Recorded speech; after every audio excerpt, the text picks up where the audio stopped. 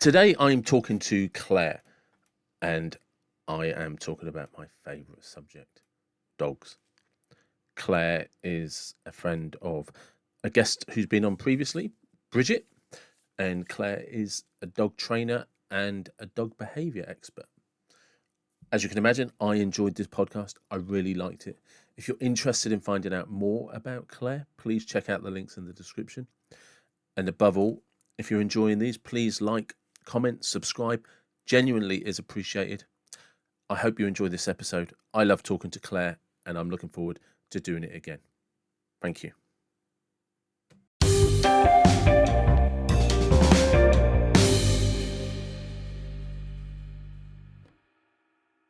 Hello, welcome to the David Watson podcast. How are you? I'm good. How are you, David? I'm very well. I'm very well. And just for everyone's knowledge, we've actually had about half an hour putting the world to rights. So, and then suddenly realised we needed to start the podcast. Well, still, we made a lot of progress. No one's going to listen to us, but we feel better. We do, certainly do. Yeah. So firstly, thank you, Bridget, for connecting the two of us.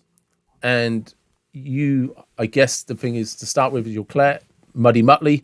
And what is that? So Muddy Muttley is a business in North London that I set up quite a few years ago now, originally as a dog walking service because my grandmother and my father were quite elderly. They had animals. And I wanted them to be able to hang on to those animals and have them in their lives, even though they perhaps couldn't walk them as regularly as they needed to. So it was really to make sure that everybody had the ability to look after their animals to the standard we should be, whether or not they were ill or able to, or, didn't have time. And then I just got more and more involved in behaviour and dog training. And now I run a group training, one-to-one training, behaviour practitioner business in North London, and I absolutely love it. So I guess you have dogs. I have got two. You probably hear them in the background, rolling all over the carpet because they're wet. But yes, I have two. But we look after we're licensed, 5-star licensed for up to 12 every day. So we look after about 12 every day, plus we walk, plus we're training dogs every day of the week. So yeah, we see a lot of dogs. Okay, so I've got about 5 questions in that. So first off, what are your dogs? What are they called and what are they?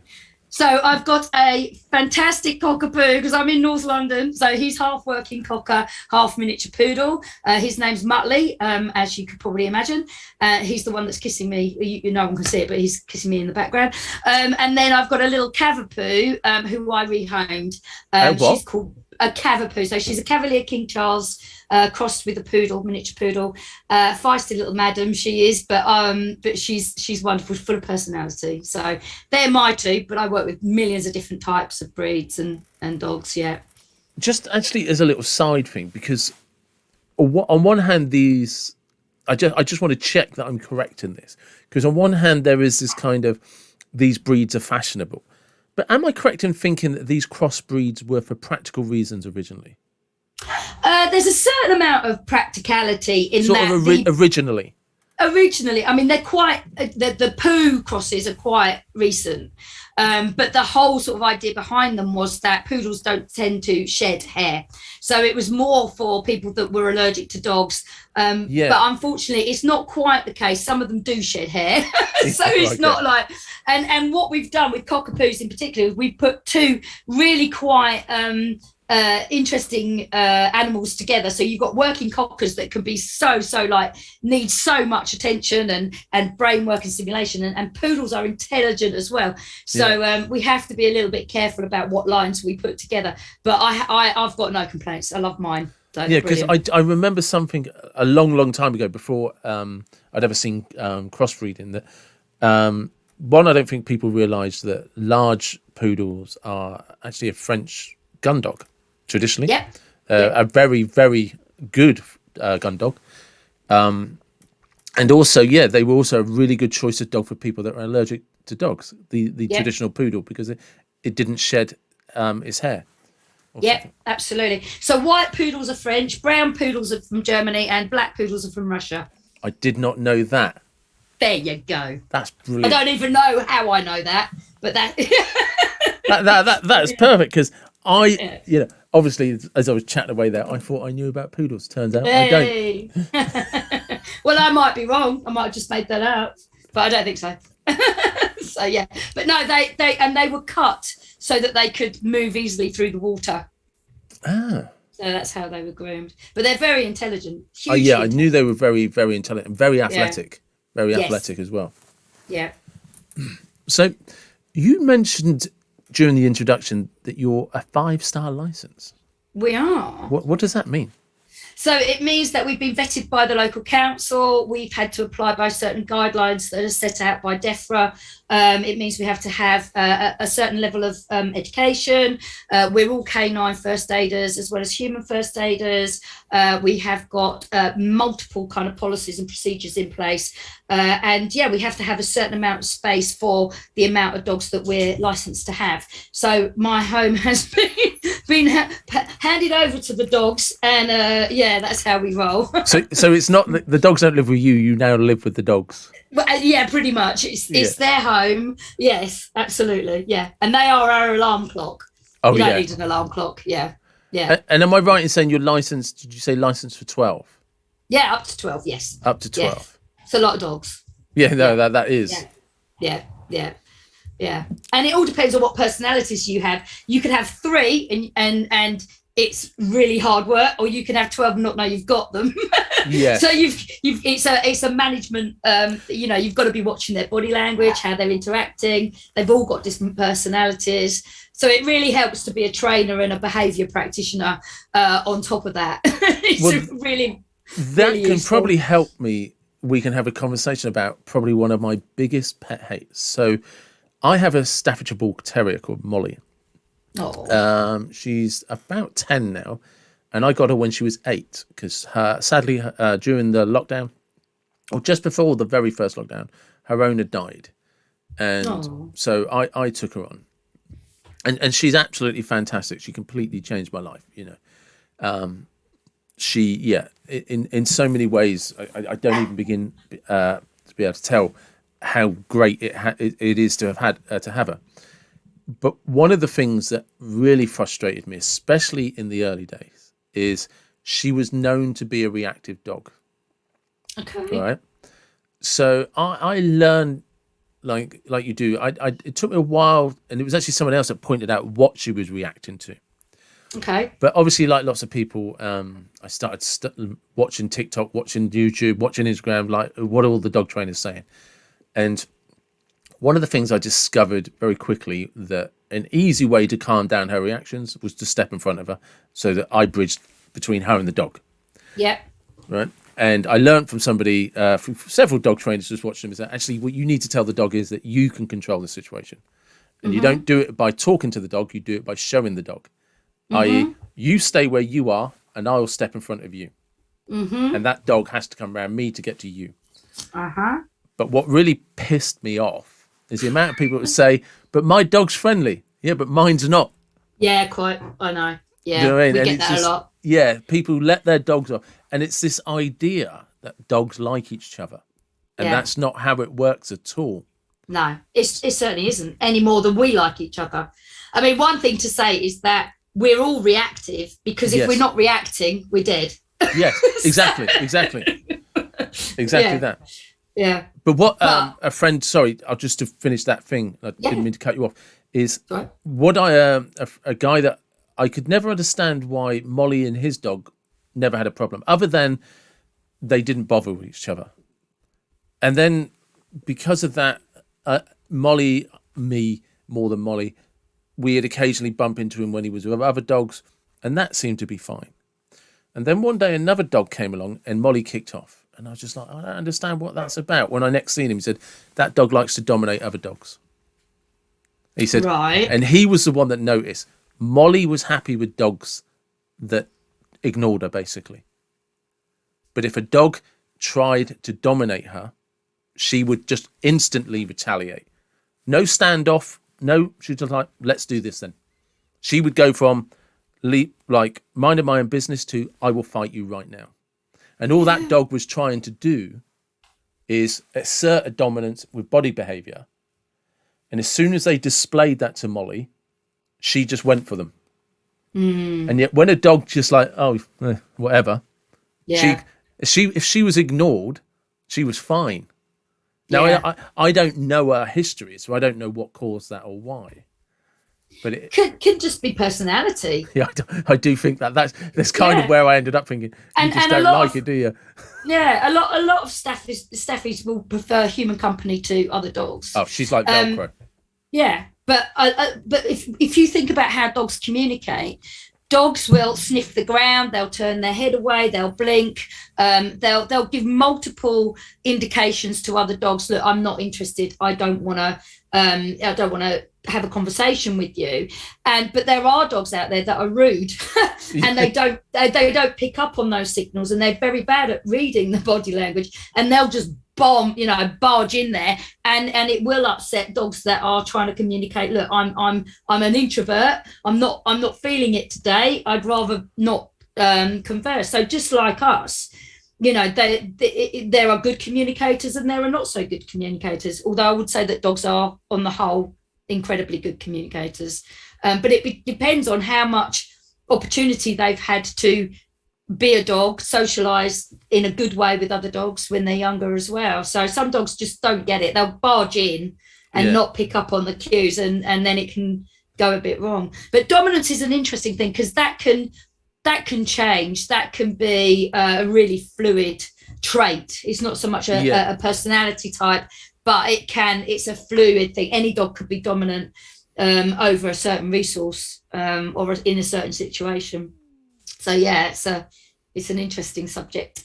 Yeah, like I said, it was just the chap that I was walking Molly with, who he had I can't remember if it was a cocker or a springer, who just one was also too fast for Molly.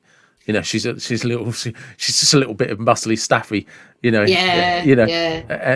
they're good at all things except running or jumping. They don't run, they don't jump. Whereas Spaniels are so energetic, so enthusiastic, so wanting to help, and biddable and keyed into what's going on in the environment. They're such a. This is why I love dogs. They're just all so different. It's fascinating. Well, one of the things I joke with Bridget a lot about is when I've had conversations now with, there's two types of things that Molly eats: things she can eat and things she shouldn't. But she eats them all. It's like, excellent. Yeah, it's just like, and it turns out Bridget was saying that's just a real, because Molly is my first staffy, but I've had like Labradors, Alsatians, Dobermans, Rottweilers, and I thought Labradors could eat, but no, Molly, like every dog. Oh, we've had a collie as well. Every dog I've ever had, Labradors especially, are obsessed with eating. But normally, if they have a doubt, they don't pick it up. Or they'll try it and think, no, I shouldn't eat that. With Molly's like, if there's any doubt, I'll eat it anyway. Yeah. And he's just like, how? How do you keep doing that? It's like, how many times do you have to nearly choke before you think, probably shouldn't be eating this? No. But if you think about how we've bred both those breeds to use their mouths, it's all about, using the Labradors, they obviously, we've taught them to use their mouths to hang on to things and carry things around. And then staffies as well, they've been bred to hang on to things and bring things down. So it is all about what can I get in my mouth and what can I do with it? And I can hang on to this, I need to hang on to this. There's this inherent kind of breeding that says, I've got it in my gob, it's got to stay there. So. Yeah, but that's actually a really good point, because we often misunderstand what dog breeds are designed for. So like, big time. As you were saying that, I remember when I was growing up, we had a Labrador. And the reason he loved coming everywhere with us, because we always played around in the woods. It was his perfect environment. He was a gun dog to start with. And this is just, this is great. We're just going off hunting all day, every day. Yeah. We thought we were building dens and playing war, but to the Labrador, this is hunting. Yeah, amazing. Well, like Spaniels, I mean, the reason why Spaniels are so prone to resource guarding is we've bred them over hundreds of years to go and find something, flush it out of the undergrowth, put it in their mouth, and then hang on to it and parade with it. And then we get these little spaniels into our homes, and we spend the whole time chasing after them, getting our shoes back or our slipper back or whatever it is. And they're going like, but this is what I've been bred to do. Look, I'm showing you, I found this thing. And the more we try and remove things from their mouths, the more they're driven to want to hang on to that thing. And obviously we then end up with a lot of problems. Oh, and that's the doorbell going. So, it's so true. It is, because I think that's, especially as time has gone on, I think one of the things we've lost is our understanding of the purpose of dogs, because we think they're kind of like, I suppose it's different because, like I was saying to you, I'm 47. I grew up in the 70s. My granddad was a dog trainer for the MOD. Part of his role was training dogs for the MOD. So they obviously used Alsatians, and they trained them to be aggressive. And typically they trained them, if I remember correctly, to be aggressive to anybody that wasn't holding the lead. Right. Was kind of one of the things they, it's like, we're not really bothered who they bite as long as they don't bite the person who's holding the lead. Yeah. But good idea. The context is it was the 70s. And they were being trained for the army. They were being trained for Northern Ireland. They were being trained for the prisons. They're not the same as police They're not dogs. pets. No, they definitely weren't pets. Yeah. They definitely weren't pets. They were designed for specifically to, like he said, when they were taking those dogs into a specific environment, they wanted everybody to know that dog's going to bite you. Yeah. Because they said they're not police dogs. Although he was the MOD police, it was military. He said they only take dogs into environments where they're going for people. They're not there like you see civilian police, where their dogs are expected to actually sit still and be around crowds. He was saying, like, in the 70s, that's not what we bred those dogs. It's not what we trained them to do. Those dogs were trained very specifically to be attack dogs, in a sense, but also with a 70s philosophy, which wasn't PC or woke by any standard of today, and health and safety didn't come into it. No, God bless Barbara. But absolutely. Yeah, absolutely. For those that don't know, that's Barbara Whitehouse. Woodhouse. Thank you. Yes, Barbara Woodhouse. Yeah. And I've just got to share this though. Yeah, Barbara Woodhouse was very authority and quite heavy-handed, and would yank dogs' necks, which we should not be doing. No, certainly shouldn't be doing in this day and age. But there's a brilliant sketch by Carolina Hearn where she's got a lesson going on, and you see all the people walking around, and she's saying, speak nicely to your dogs. You must speak nicely to your dogs. You won't get anywhere if you don't.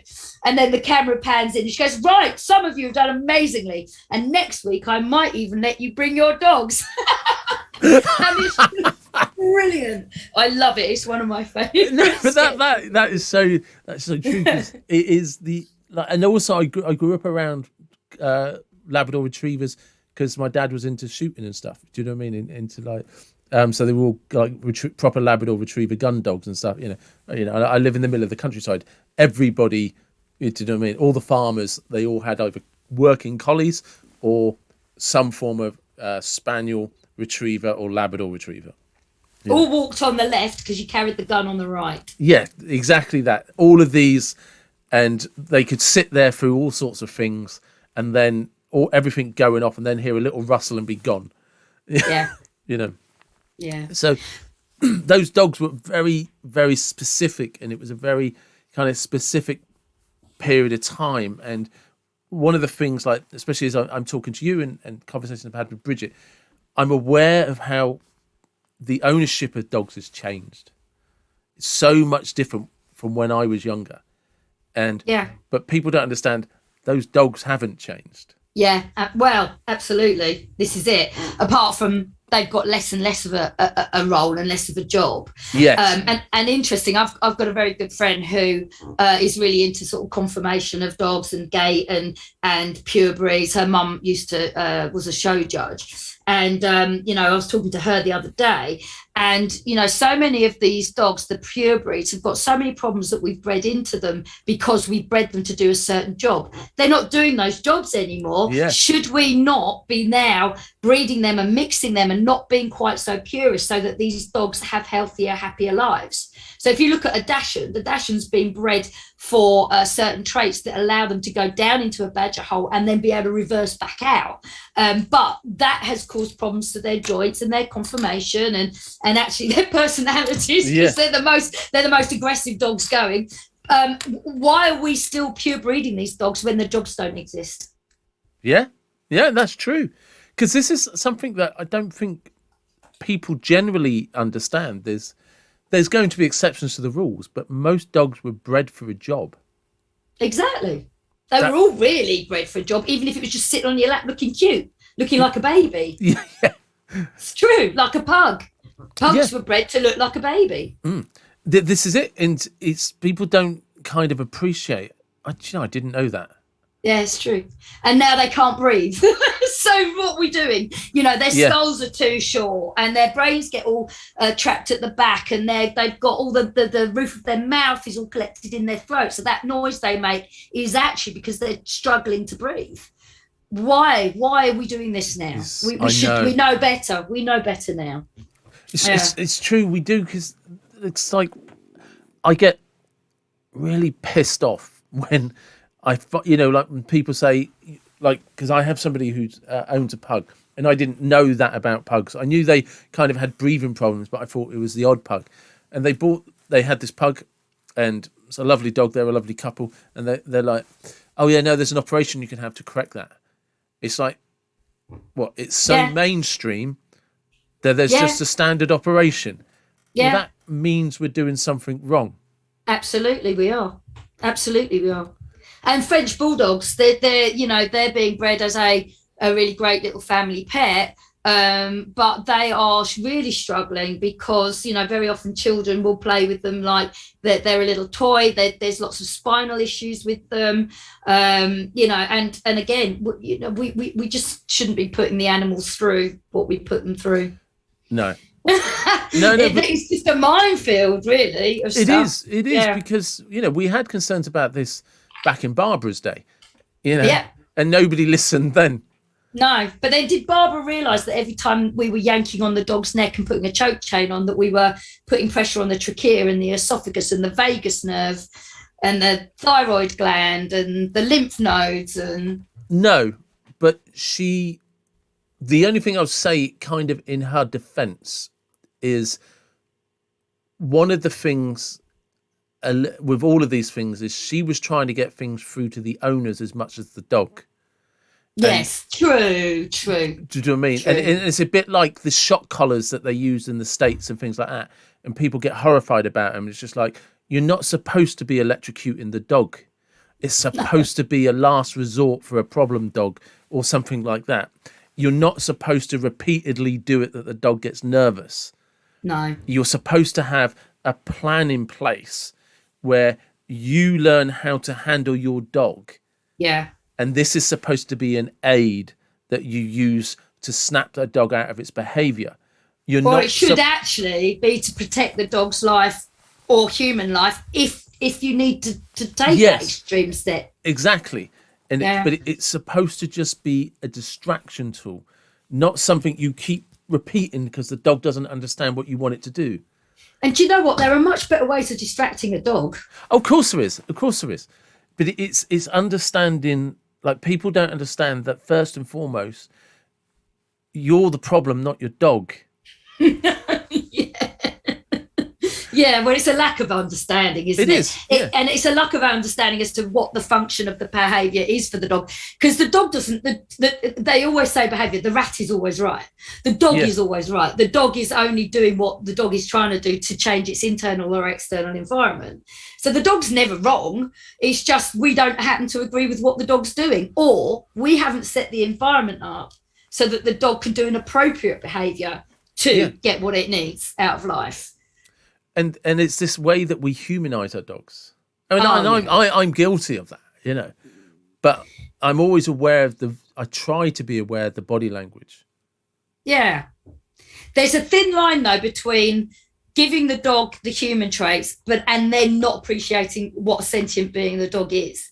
Because they've definitely got a plethora, do you like that word? Plethora I do. of of emotions that up until quite recently we denied them. Definitely.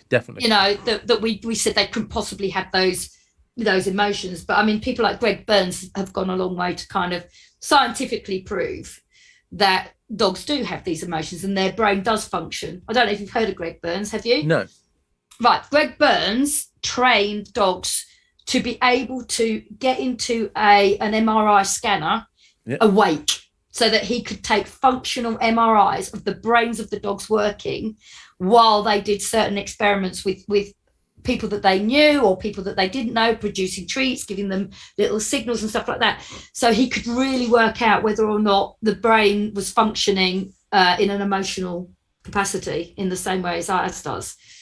And so you could see the brain lighting up. So dogs do love us. Oh, yeah. There's no way anyone ever convince me in a million years that Molly doesn't love me. No, there you go. But is, he proved it scientifically. That I would 100% bet my livelihood that if Molly could speak, she would try to convince you that I am actually a god. Because that dog bloody worships me. God knows why, but she adores me. And I live with my mum and my brother. My sister comes down with her kids all the time. I'm the only thing that's important. Oh, that's so nice. I mean, don't get me wrong. She'll let anyone pet her. She'll run up to everyone. She is everyone's friend. But my mum will tell you, when I go to work, she knows roughly what time I should be back, and she sits at the door waiting for me. Bless her. Yeah. Do you know what I mean? I mean, it broke my heart when I found out, because I was like, oh, my God, the dog misses me. Do you know what I mean? And my mum says, if I end up doing a 24-hour shift, she'll sit there, and then she's like, oh, he's not coming home, is he? And she's like, slumps down a bit and then goes to lie down. And they're so clever. She sleeps on my bed with me at night, and if I don't come home, she won't go upstairs with anyone. She sleeps on the sofa. Bless her. Yeah, I feel for her. You know, but it's just like you say, that idea that dogs don't feel. No. God, they're so keyed into us. They're so emotional. You know, they're and yet sometimes we treat them so badly. It's we do. It's just so bad. We noticed this when we first got Molly. We had her for about 4 weeks because her owner was originally in hospital, and unbeknown to us, the owner went back into hospital, but he was trying to get members of his family to look after her, and she was getting passed around. And it's really sad, because it was good for me, but when the owner actually passed away, none of the family wanted her. No. Yeah. So I was just like, I wanted her straight away, because her owner actually kind of bequeathed her to me in the end, because he realised nobody wanted her, and I was just like, I'll take her. But we as a family noticed how her behaviour changed after, like, in little stages, and now, like, 2 years down the line, she's a completely different dog. Yeah. Because she used to live on her own with him. Well, our house is an open house to everybody. Yeah. So and my sister will send me pictures, and she'll come in, and Molly's like that on her back, belly up in the air, getting rubbed by 3 different people, by the kids, my sister, and she's just like, cute. Don't stop. Yeah. Oh, that's so lovely. You know, but that evolved over time when she realised that everybody was going to fuss over her. Yeah. Learning history and environment all play a big part on behaviour. Yeah. Yeah. They're lovely. And she will now run up to my sister, really excited to see her. And then, like, 2 minutes later, she's straight on her back, and she just lies there. And she'll even just sometimes lie in the middle of the floor in the sofa, in the sitting room, when people are there, just lie on her back. And she's just looking around like, you know the rules, people. I'm here, I'm ready. Yeah. Oh, I love her. She sounds amazing. Yeah, I'm so blessed and so lucky to have her. One of the things, when you were talking earlier, which I've never heard before, is you said about dogs blinking. Yeah, soft eyes. No, I don't know what this is. It's another form of communication. I mean, dogs, as you probably know, hate being stared at. Yes. They hate anybody standing square on and like eyeballing them, because it's threatening. So we can sometimes, if you're working with a rescue or a fearful dog, what you would do is just make sure your eyes are really soft, and you would blink and you would turn your head away, and it's just a way of softening your eyes. Dogs will soften their eyes and kind of soften their faces to communicate to another dog, look, I'm not a threat, I'm here, I'm a friend. So they've got very expressive faces. They will frown and they will laugh and they will soften their eyes and soften their mouths, and it's so expressive. But we can, there's a lady called Turid Rugras, and I always say that wrong, who wrote a book actually on how we can use calming signals to help communicate with dogs and work with especially with fearful and rescue dogs, to help them feel more comfortable around us. I don't know. I didn't. I mean, I knew about dogs not to didn't like prolonged eye contact, because it was a sign of aggression, and also I knew that dogs always do that thing that whenever they are going to challenge, it's always square on. Their head kind of normally comes up, and they try and look as tall as possible, big as possible. Yeah. And often, but their chin will also come down slightly. So but I didn't know about the eyes. There you go. See all those muscles around their eyes. Yeah. So you said you got into this because, was it you said your parents? My dad was a lot older than my mum. He was quite elderly, and my grandmother, and they both had dogs. It was important that they were able to hang on to those, especially my dad, honestly, what we weren't brought up with in terms of animals. He back in the 70s as well, he couldn't walk past the pet shop without coming home with something.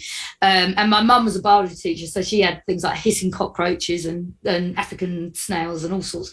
So it was important to me that he could I miss the 70s, I really do. So do I. So it was important that he was able to still have his collies, and his spaniel, my grandmother had a chihuahua. So it was important that they still had that company, but that at the same time, those dogs got what they needed. So although my mum's obviously a big part of that, but it did bring to mind that I thought, God, there must be loads of people in this situation, and it's not fair. A, what's happening to the animals, and B, these people want to be able to have these animals as as therapy. What were you doing that enabled you to switch careers? God knows. I don't know, really. I mean, I'd always been in marketing, and I worked for the BBC, and I worked in signage industry, and but I'd always kind of looked at behaviour as well from a marketing point of view, mainly human behaviour, and then Mum had always sort of been involved with dogs and dog training and things like that, and again I was brought up with animals, and it was just, I was studying at the time to help teenagers and kids from a counselling point of view, and I just sort of tripped over and landed up at this dog training course, and said to my mum, this is what I'm going to do. This is, why haven't I found this side of behaviour before? I've grown up with this stuff. My mum's a biology teacher. I've grown up with this stuff. And I did not look back, and I haven't looked back, and I absolutely love what I do. And it's just a combination of everything that I've ever done. It just makes so much sense now. But I was also gifted, because when I set the company up, unfortunately, my grandmother died, and then my dad died shortly after that. And my grandma had left me some money, which I invested into some courses, obviously, but also some agility equipment. And I had my logo set up and things like that. And she was a staunch Scot. Yeah, she was a Black Douglas clan, all about the Scot. And I picked all my colours. And it wasn't until about 6 months later that I looked at the logo colours, which it's all changed recently. Yeah. And it was blue and green. And I looked at it and thought, bloody hell, even from the back and beyond, she's controlling me, because the colours that I'd chosen were the Black Douglas clan colours. Nice. So she's always had an input, I believe, in what I'm doing. So Well, yeah, but it makes sense. yeah. It So makes sense. yeah, it all fell together. It all came together, and I haven't looked back. I haven't looked back. I've met the most amazing people through doing what I do, and I'm forever learning from them, from some incredible scientists and behaviourists, and it's just love. I love it. I love it. I love the dogs. I love the people that I work with as well. I'm always learning something new. It's brilliant. What would you say are big misunderstandings? Is there a common like collection of misunderstandings that you see? Yeah, absolutely. So one, and I'm doing a talk on this actually next weekend. One is the pack theory still resonates. People still think that dogs are trying to dominate us. That there is this kind of. I mean, I always say, look, if dogs were trying to dominate us, they'd have done it a long time ago, and we'd be eating kibble. Not then. So so there's the pack theory, dominance theory. And the theory that we need to be very strong and controlling of our dogs, we don't need to be strong. We need to have really strong trust. We need to have really good consequences for those dogs, and we need to build a relationship. That's the only thing that needs to be strong, is that relationship, because they've evolved to give us everything else. They've evolved to work with us. There is a theory that man and the dogs, we helped each other evolve. Yeah, I've seen that. Yeah, we came together and we helped each other evolve. So these dogs are not trying to. They know we're not dogs. They're not trying to, kind of dominate over the youngest child in the family. So that would be one thing. But the other thing is very much kind of forceful pressure on the neck, saying that harnesses make dogs pull. Dogs are going to pull anyway, so that would be probably the main two, actually. Because I think if I remember correctly, the one about the change in theory about how dogs and humans came together was, I think it was a combination of dogs realized that we could provide food and also, in a sense, protection. Yeah. And what they reckon is that we started to favour dogs that were more friendly towards us. We absolutely. Well, we were breeding them then. We were selecting for certain traits. Yeah. And in exchange for that, we literally kind of became a symbiotic relationship where we started taking care of each other. Dogs would alert us of danger. And contrary to what, if I've got this correct, contrary to what people think, is we didn't actually always use dogs to protect us. It was also a mutual relationship. Dogs would alert us to danger, and we, by the way that we set up camps, would actually give dogs safe places to sleep. Yeah. And safe environments to be in. And we would tackle things collectively. Yeah, and we started settling and we started cooking food, which would break down starches. And the broken down starch really led to an increase in brain development, both for us and for the dogs. So there was a big combination of things going on around about that time. But also, if you look at how Believ with his silver foxes, after I think it was about 10 generations, those animals basically became a different species. So if you think 140,000 years of selectively breeding dogs, there's no way a dog is anything like a wolf. Absolutely. So for people that don't understand, Believ was a Russian scientist who bred silver foxes and divided them up into their reactions, and then bred dogs that had similar reactions with each other, and then 10 generations down the line, was it he bred like the most incredibly friendly, human-dependent sort of dogs, foxes. Yeah, well, they were foxes. But while he was breeding for temperament, what happened was that their coats changed, their bark changed, their ears became more soft and floppy. They became much more like our domesticated dogs. Yeah. Fascinating. But it was, wasn't it? Because... Well, so do I, because what he did was demonstrated in real time how dogs evolved. Yeah. And how much a species can change. But yet we still think our dogs are wolves. And, some people do. But again, I do think that comes down to... Now, I could be very wrong, but I think the confusion lies in people don't understand the breed they have. Possibly, yeah. Do you know what I mean? So it's like, dogs are like wolves. No. A bull terrier is still like instinctively is still what it was bred for. Yeah. Being close to humans and grabbing hold of something and not letting go. Yeah. But here's another bit of science for you. Science shows us that there can be as many differences between dogs of the same breed as there are between dogs of different breeds. Absolutely. So. Yeah, but but it's a bit like everything. You can get somebody who technically is like in humans, right? You can get two people who would say both 6 foot, same build, same weight. One is an amazing athlete, the other's a walking disaster.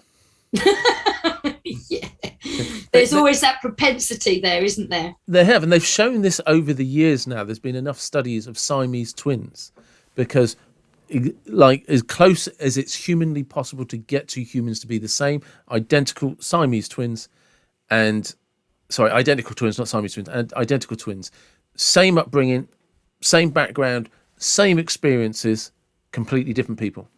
Yeah, and everybody and everything's an individual. Yeah. So they've proven that it's not just your upbringing that matters. No, you've got the genes that give you a propensity. You've got your learning history. That's another nice word. I know, I'm good. I'm full of them. So propensity. And then you've got your learning history and the environment you find yourself in. So we might breed Spaniels to have a propensity to hold on to things in their mouths, but depending on their learning history and their environment, that'll either come out really strongly or it won't. Yeah. No, but that does make sense. It applies because that applies to you and I. It certainly does. Yeah. No, but like you say, that the chap that you were talking about with the MRI scan, yes, proved that dogs have intelligence, not just emotion; it's intelligence as well.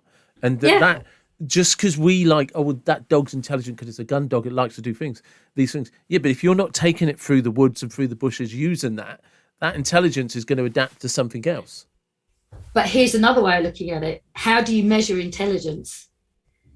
Because if you've got a frog and an elephant, they're going to be intelligent in different ways. No, but that's true. That's true. It doesn't mean, yeah. So what? Okay, so here's using that analogy. Okay, because that's true because that's that thing, isn't it? It's no point asking a fish to climb a tree. Exactly. Right. That's exactly what I was thinking of. Yeah. So. Yeah. But what dogs are incredibly good at doing that frogs and potentially elephants aren't, but there's probably a good argument that an elephant could, is adapting to their environment. Absolutely.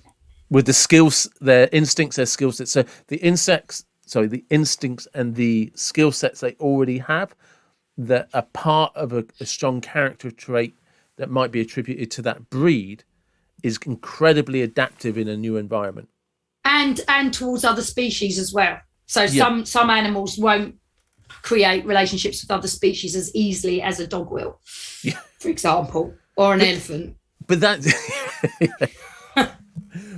well, because that's true actually. Because one of the things about with dogs and cats, I've had dogs and cats pretty much on and off all my life. Well, dogs all my life, and I've also had periods of time where I've had cats.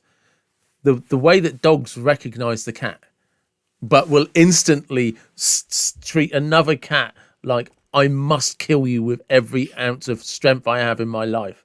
Do you know what I mean? It's just it's like an obsession beyond all things. But that depends. Because I've got 2 cats and we have 12 dogs for daycare, and the cats will sit in the middle of those dogs going, what are you going to do? Because I'm not going to move, so you can't chase me. And the dog's like, I don't know what to do, to do. No, I've had a dog that if you didn't, she dealt with that problem. Oh dear. Yeah, cats learned very quickly. Oh dear. Or so and so's gone missing. But did you know that cats have actually got an amazing sense of smell? Because dogs are more able to recognise each other from different, because they're all different shapes and sizes, whereas cats in the dark they all look pretty much, or as a shadow, look pretty much the same. I didn't know they had I knew that when with cats pretty much see things like literally black and white in the dark, which one of the reasons they have such good eyesight in the dark is because they're not trying to pick out colour. That might be a very clumsy description of actually what's going on with their retina, but I didn't know they had such a strong sense of smell. Yeah, Because how else are they going to tell whether that's Mabel or makes Jemima? sense. Yeah, that does make sense because their whole hunting strategy is based around that.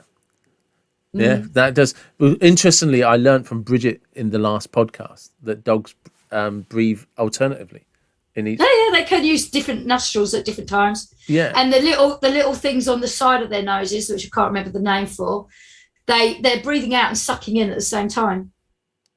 Damn! I just that's two things I've learned about dog breathing and their nose in 2 weeks. Did she tell you about the Jacobson organ as well?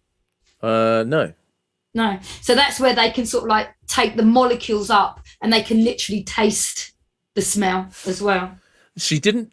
What we had a conversation about is because this is something I've adapted since I've been speaking to Bridget, is that I used to get, like, I will go for a separate walk without Molly if I want to walk, because Molly wants to stop and sniff everything.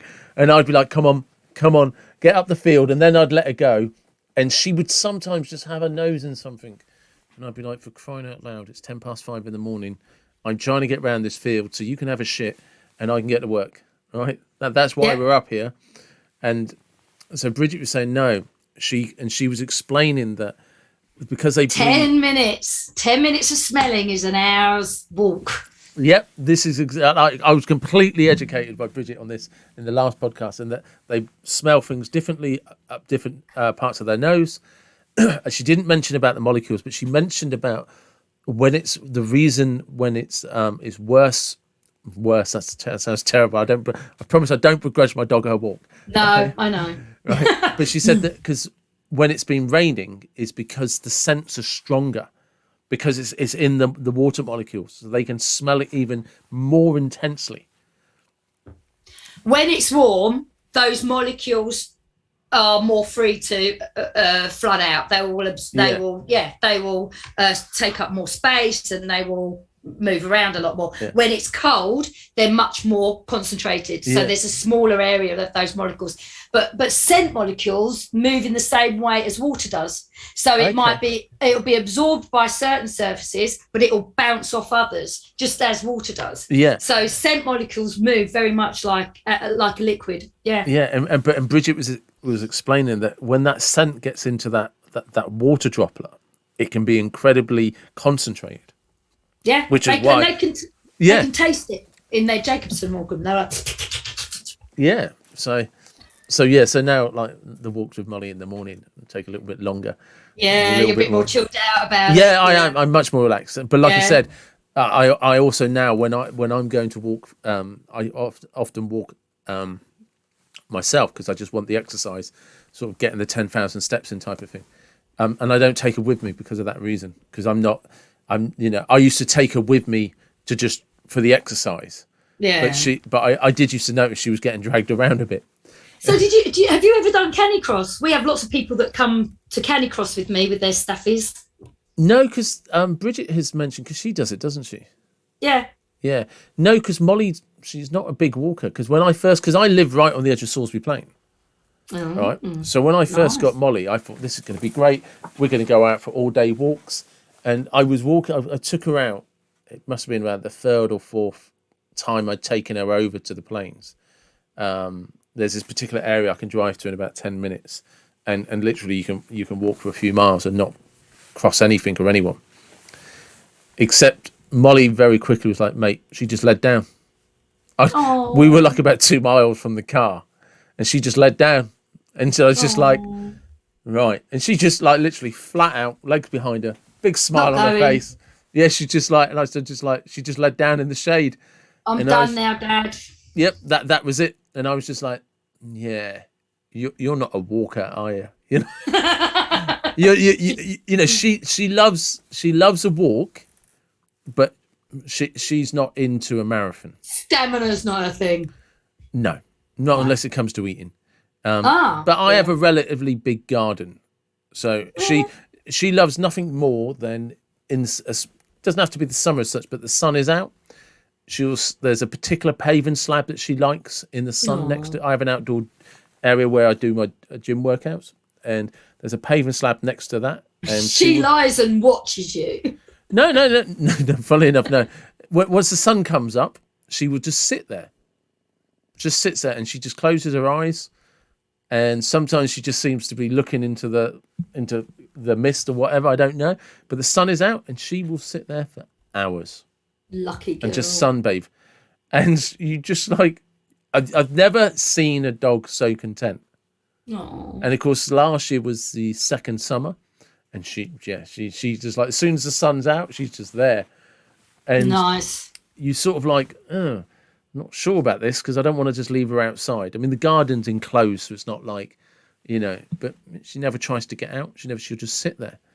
And you're just like, oh, right, that's her thing. That's what she likes to do. That's her time. I can't wait till the sun's back out. Yeah, no, same as that. Because that's as I was meaning, she loves to charge around. She loves to grab hold of things and pull. Yeah, of course. But if I walk a little too far in a certain direction, she's like, she slides down. It's just, no, we're not doing this. It's my walk. Yeah, it's my walk, and I'm telling you, we're not going that way. The first time it happened, and I never tried to repeat it after that, she just laid down in the shade, and I was just like, okay, so I just laid down next to her. And then, and honestly, it was like about 20 minutes later, she just got up, and it's like, okay, we can go now.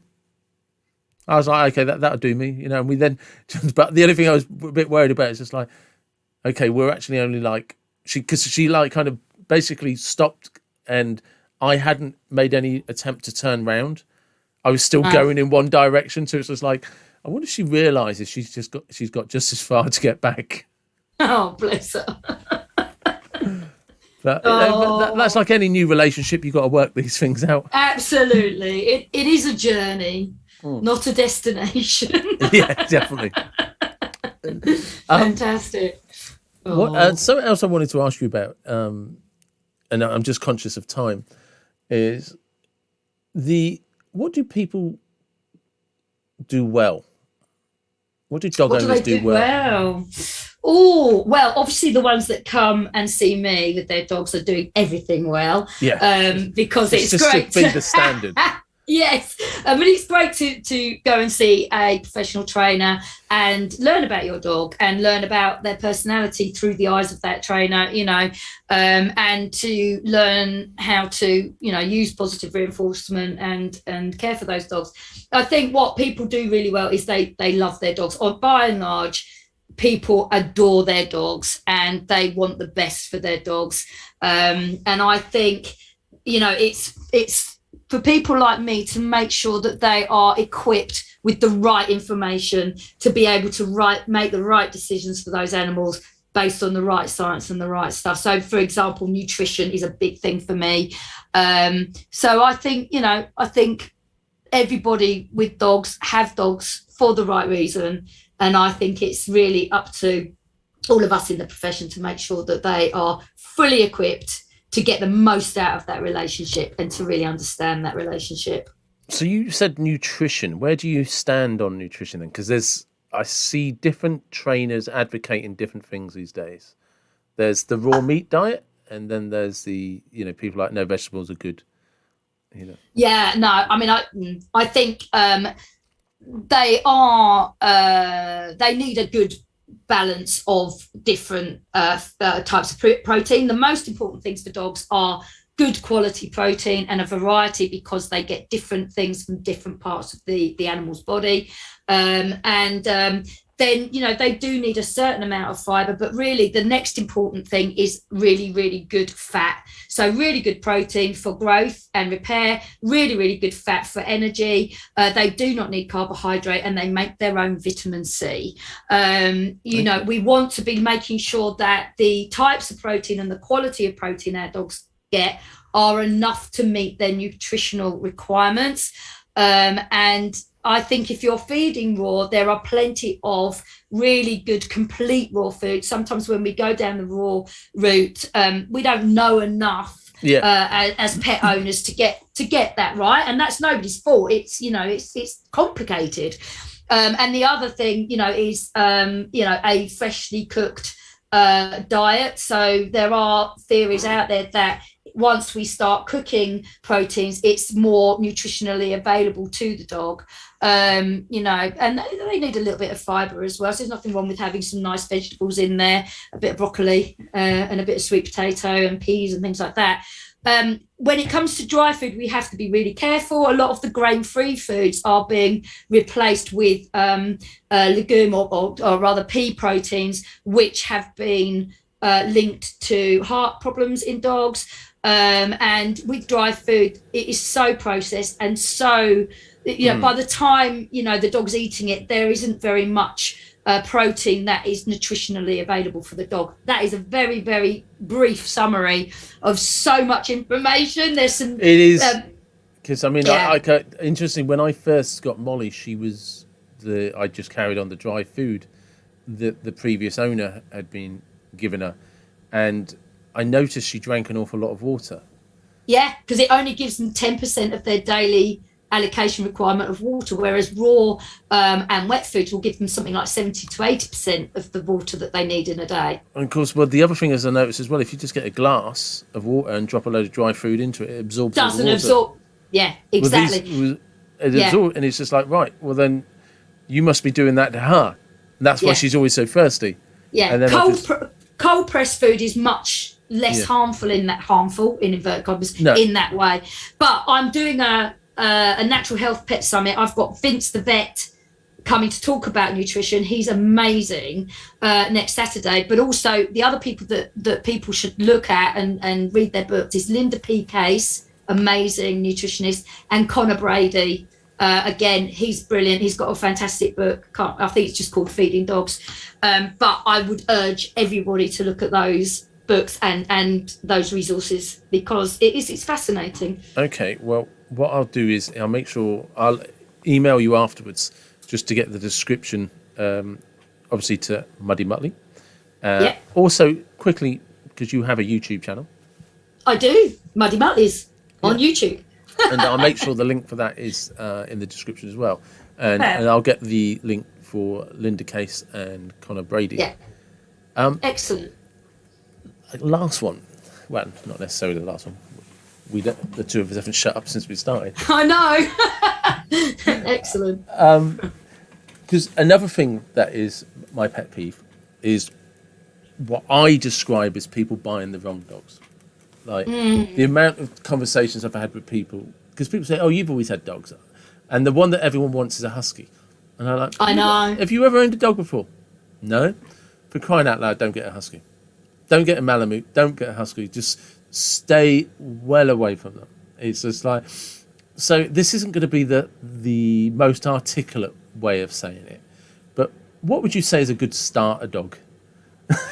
Oh yeah, now that is a big question. I think my answer to that would be, I mean, no experience. You've had no experience with dogs. Well, what would you describe as? Because one of the things, and I'm open to being like, you don't know what you're talking about, David. Shut up. Is I would suggest if you've never ever owned a dog, possibly consider elderly rescue, possibly because they're already trained and they're probably already used to people, or a rescue dog that is beyond a puppy. Yeah, would come with caveats. But do you know what I'm saying? Is people rush out to buy puppies, and it's like, I don't think you understand what it's like looking after a four-legged kid.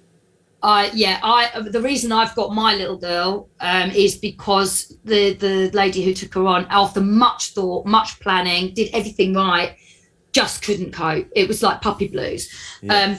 But if you're going to get a rescue, I would be not necessarily a rescue, but just what's a good. Well, actually, we'll do that. Let's do the caveats for rescue dogs. Let's do rescue. My caveat would be careful where you're getting that dog from. Yeah. And I think it's important to note that I've got nothing against bringing rescues in from overseas. However, we must consider that for some of those dogs, the worst experience they've had in their entire lives is being brought over here. Yeah. And it takes them a long time to recover from that. However, I'm not saying it's a good or bad thing. It's just something we don't take any note of. In terms of what dog to get, I would say to people, don't get the dog because you think it will help you change your lifestyle. Get a dog that is going to fit into your existing lifestyle. Yeah. And yes, puppies are they are hard work, and they'll be hard work until they're at least one. I would say as well, if you are going to get a rescue, just research carefully what you're getting and where you're getting that rescue from.